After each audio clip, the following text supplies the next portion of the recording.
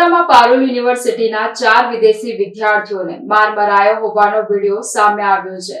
સંસ્કૃતિ અને ભાષા સમજ ન પડવાના કારણે 4 જેટલા વિદેશી વિદ્યાર્થીઓ પર ધૂળેટીની સંધ્યાએ કેટલાક શખ્સો દ્વારા હુમલો કરવામાં આવ્યો હોવાનો વિડીયો વાયરલ થયો છે।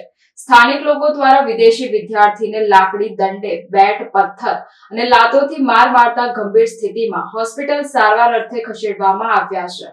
વાઘોડિયા તાલુકાના લીમડા ગામે સ્મશાન પાસે એક દરગાહ આવેલી છે, જ્યાં ધૂળેટીની સંધ્યાએ યુકે, થાઈલેન્ડ, મોઝામ્બિક અને સાઉદી સુદાનના વિદ્યાર્થીઓને લોકટોળાના રોષનો ભોગ બનવું પડ્યું હતું। પારુલ યુનિવર્સિટીમાં અભ્યાસ અર્થે આવેલ 4 દેશના 4 વિદેશી વિદ્યાર્થીઓ પર કેટલાક અજાણ્યા ઇસમો દ્વારા હુમલો કરવાની ઘટના અંગે વાઘોડિયા પોલીસમાં ફરિયાદ નોંધાવવા પામી છે। 4 જેટલા વિદ્યાર્થીઓ બૂટ ચપ્પલ પહેરી જમીન પર બનાવેલ દરગાહ પર આવી ચડતા સ્થાનિક કેટલાક લોકો દ્વારા બૂટ ચપ્પલ પહેરી અહીંયા આવવું નહીં તેવું ગુજરાતીમાં કહેતા વિદેશી વિદ્યાર્થીઓ ગુજરાતી ભાષાથી અજાણ હોય ટોળા સાથે ધક્કામુક્કી સાથે ઘર્ષણ પર ઉતરતા ટોળાએ 2 જેટલા વિદેશી વિદ્યાર્થીને માર મારવાનું શરૂ કરતા અન્ય 2 વિદ્યાર્થીઓ જીવ બચાવી નાસી છૂટ્યા હતા। પારુલ યુનિવર્સિટી પાસે આવેલા લીમડા ઇન્ફિનિટી હોસ્ટેલ પાછળના ભાગે આ બનાવ બન્યો છે। ધૂળેટીના સાંજના 5:45 વાગ્યાની આસપાસ યુકે, મોઝામ્બિક, સાઉદી સુદાન અને થાઈલેન્ડના વિદેશી વિદ્યાર્થીઓ પર હુમલો કરવામાં આવ્યો હતો। આ આખી ઘટનાનો વિડીયો વાયરલ થવા પામ્યો છે, જેમાં સ્પષ્ટ રીતે જોઈ શકાય છે કે થાઈલેન્ડના એક વિદ્યાર્થીને 10 ઉપરાંત ટોળાએ ઘેરી વળી માર મરાતો હોય એવો વિડીયો હાલ વાયરલ થયો છે। આ અંગે વાઘોડિયા પોલીસ મથકમાં યુનિવર્સિટી દ્વારા 10 જેટલા અજાણ્યા ઇસમો વિરુદ્ધ ફરિયાદ નોંધાતા ફરિયાદના આધારે વાઘોડિયા પોલીસે વધુ કાર્યવાહી હાથ ધરી છે।